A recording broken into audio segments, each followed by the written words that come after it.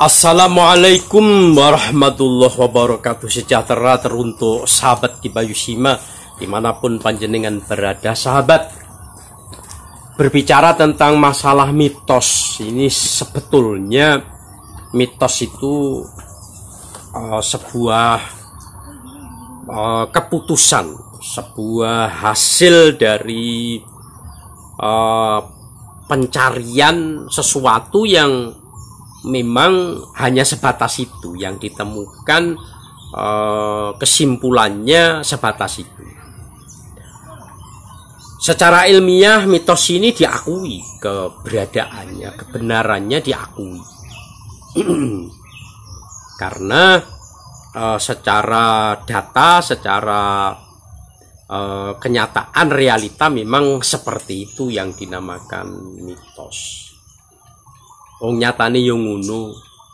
Kalau memang ada penemuan yang baru yang bisa mengalahkan mitos itu, kemudian bisa diterima oleh seluruh khalayak masyarakat, boleh gugur, termansuh mitos itu. Tetapi senyampang belum ada penemuan yang bisa menghapus mitos itu, masih tetap berjalan, dan itu diakui secara ilmiah. Yang akan kita bahas saat ini adalah mitos terkait dengan bulan Suro, sahabat. Di bulan Suro ada banyak pantangan-pantangan yang tentunya tidak boleh dilakukan.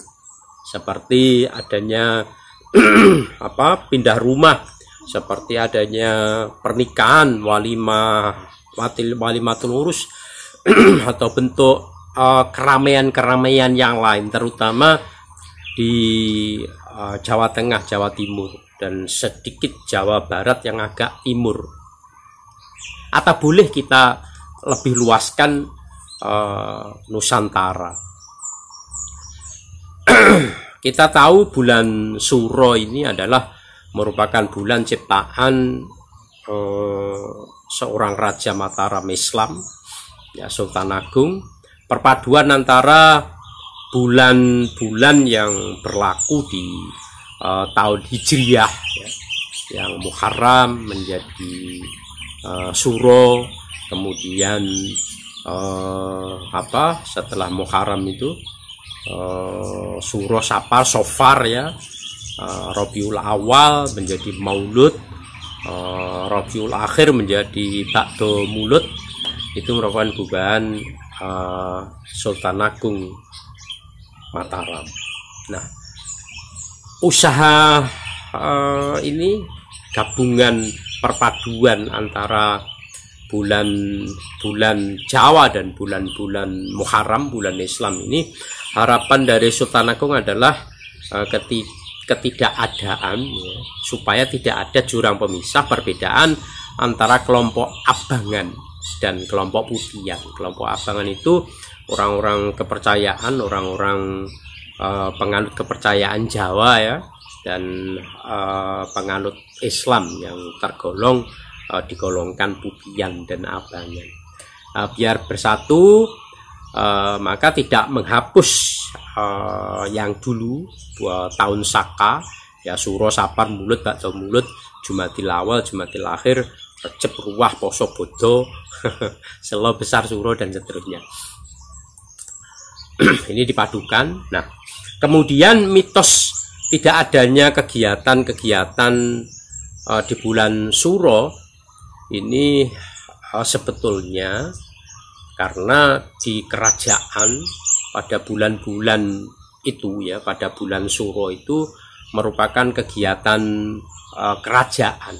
Seperti kalau di Solo sekarang, ya, di Surakarta itu adanya kebo bule yang dikeluarkan dari kandangnya, diarak.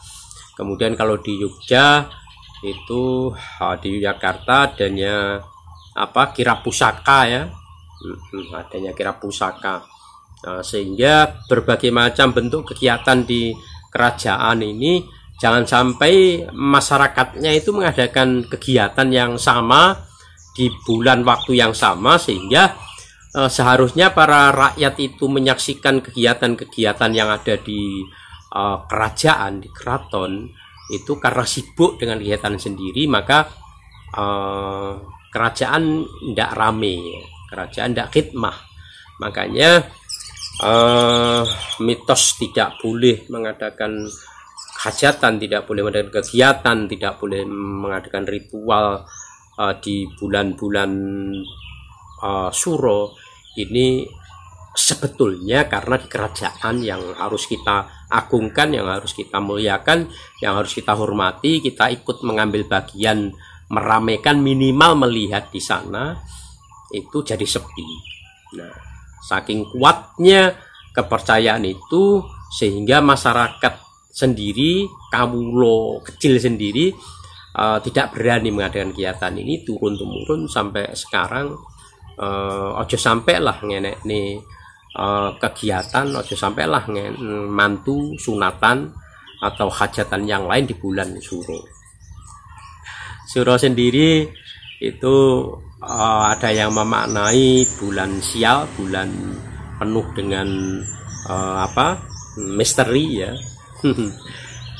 Tetapi sesungguhnya dilihat dari kacamata Islam, bulan Suro atau Muharram ini sebetulnya kita peringati karena hijrahnya baginda Nabi dari Makkah ke Yastrib pada kala itu, Madinah sekarang, itu sebagai tanda awal tanggal 1 di bulan Muharram di tahun Hijriah, itulah perpindahan atau hijrahnya Nabi dari Makkah ke Madinah.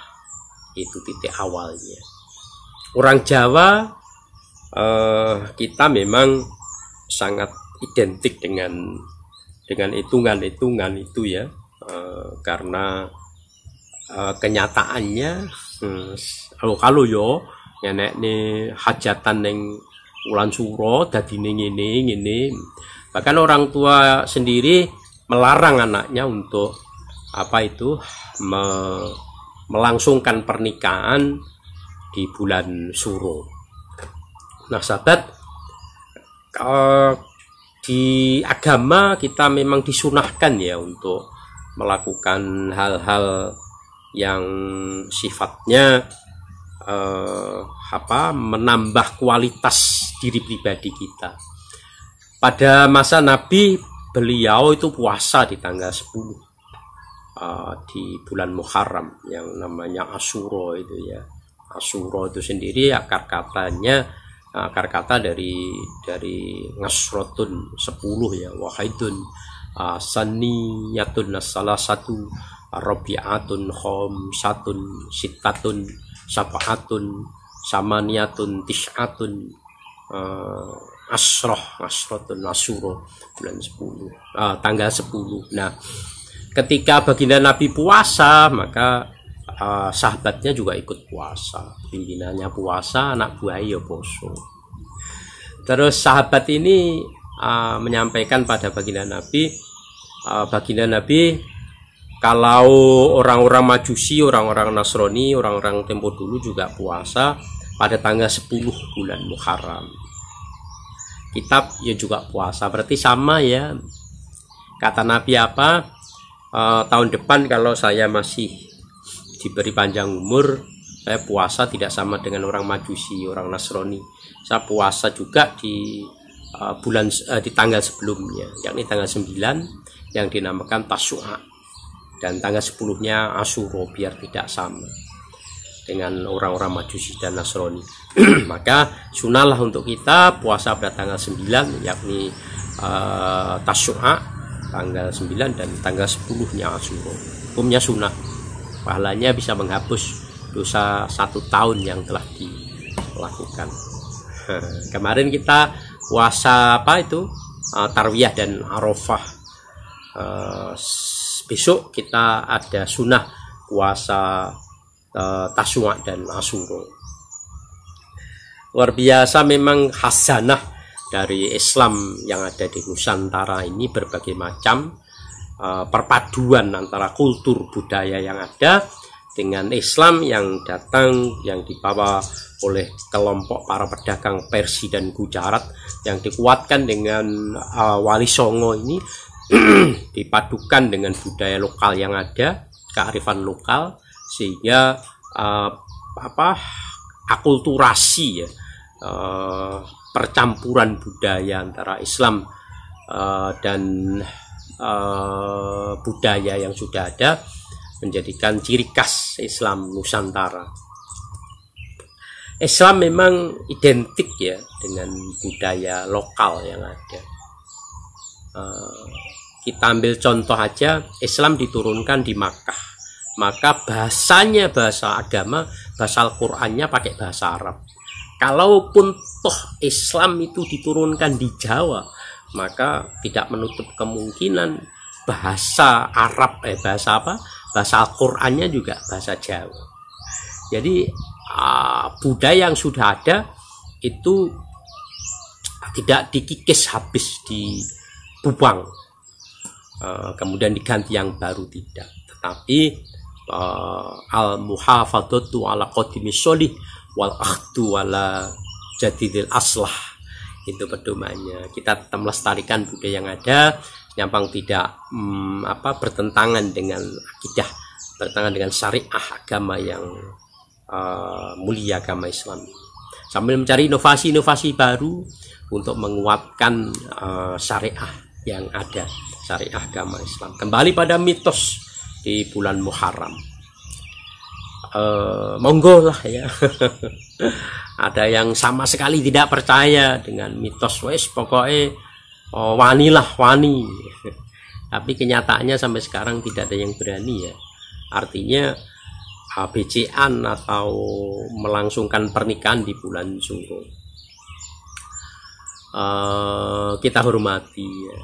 Terus tahun kapan itu seiring dengan perkembangan zaman akan tergeser keberadaan mitos itu.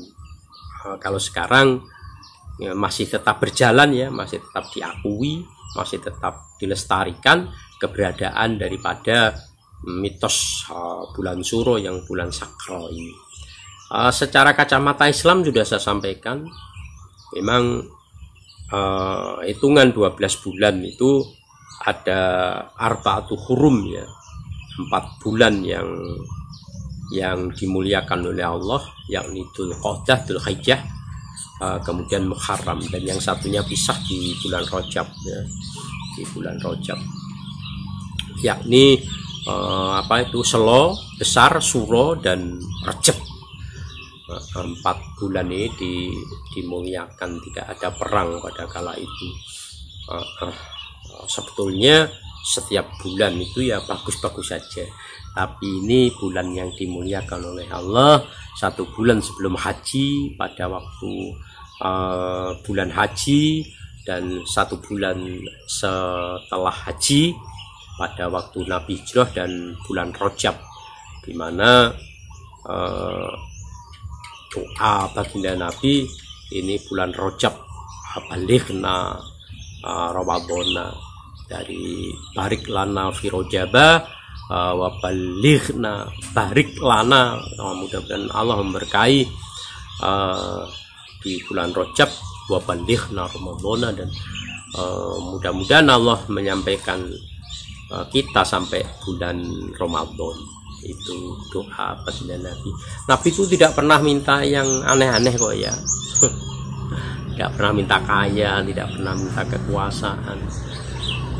Dan ini diselidiki, doa seperti ini boleh ya, karena menginginkan lebih bisa mendapatkan bulan yang mulia, bulan yang penuh berkah, permintaan bagi baginda Nabi pada Allah Subhanahu wa taala. Nah, sahabat Kibayusima, sekali lagi kembalinya pada kita, kayak apa penyikapan kita terhadap bulan Suro atau bulan Muharram ini. Pakai kacamata apa kita lihat? Kalau Kibayusima kacamata Islam, yang di sana disunahkan untuk berpuasa Tasyrik dan Asyura, kita semampu kita laksanakan.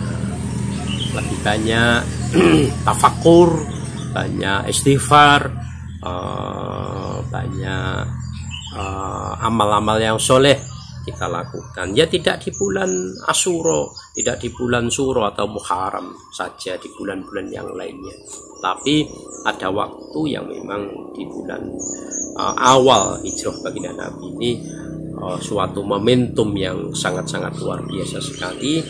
Berbagai macam kejadian yang terjadi di tanggal 10 bulan Muharram itu terjadi pada masa-masa dulu. Ki Bayu saat ini berada di Sendang Tunggul Wulung ya, sendiri sehari setelah kejadian yang di luar kemampuan kita ya. Yang sempat viral, ada korban yang di Telaga ini, itu menunjukkan apa? Menunjukkan keterbatasan kita sebagai manusia, dan kita menerima takdir ya, menerima apa yang menjadi ketentuan dari Allah Subhanahu wa Ta'ala. Keluarganya sabar tentunya menerima ujian ini. Kalau kita ambil dari peristiwa ini, tentunya kita yang sudah tahu seperti itu, kita berhati-hati, itu tidak ada jeleknya. Menjaga kemaudorotan itu lebih, menghilangkan kemaudorotan itu lebih utama daripada mengambil manfaat. Itu kaidah fikih ya, dijogo lah sebelum kejadian itu, lebih utama menjaga itu.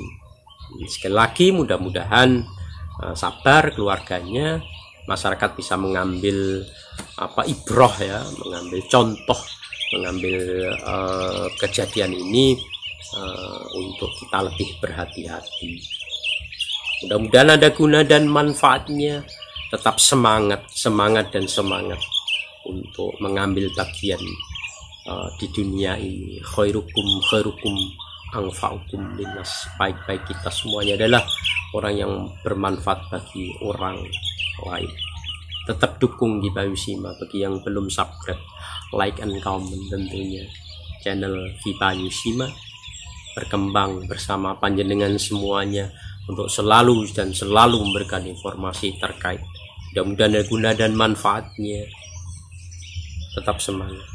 Assalamualaikum warahmatullahi wabarakatuh.